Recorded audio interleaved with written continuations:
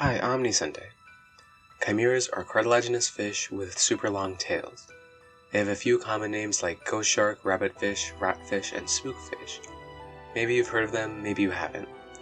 Notably, they're not the same as chimaeras, which are either a mythical combination of various existing animals, or simply an organism that has cells from more than one zygote. You don't have to know what that means, because that's not what we're talking about. The fish chimaeras are a really old group of animals, the earliest of which dates back to over 400 million years ago. Their main thing is that they use electroreception to find prey. They used to be very diverse, but now there's not a whole lot left on Earth. We're not talking about Earth though. We're on a planet called Origin, which is certainly a lot like Earth. It has lots of animals that are suspiciously similar to animals on Earth. 50 million years ago, one such animal called the Phantomfish lived deep undersea. It had a sharp spike on its tail fin that it used to stun prey. It was not a particularly big animal, but it was the apex predator in its own small ecosystem.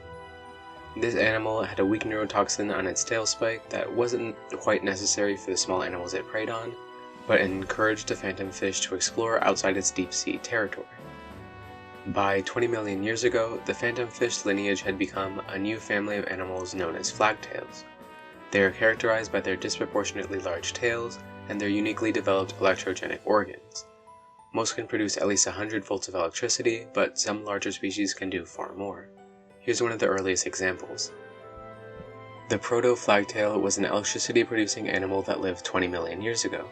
Although it had the signature tail, it's not quite considered to be a modern flagtail due to its fins. All modern flagtails have fully developed grasping arms that evolve from fins, but the Proto Flagtail doesn't seem to have those quite yet. No evidence has been found of something perfectly between fins and arms, so this is as close as it gets.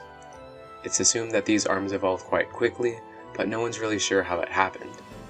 The Proto Flagtail hunted its prey by zapping them with hundreds of volts of electricity from its tail. In recent times, flagtails live all over Origin's oceans, with slightly different niches, mostly living relatively far from land.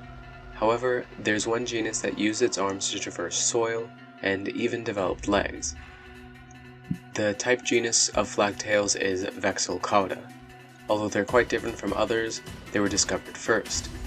This genus has only one known species, Vexillcauda ledis.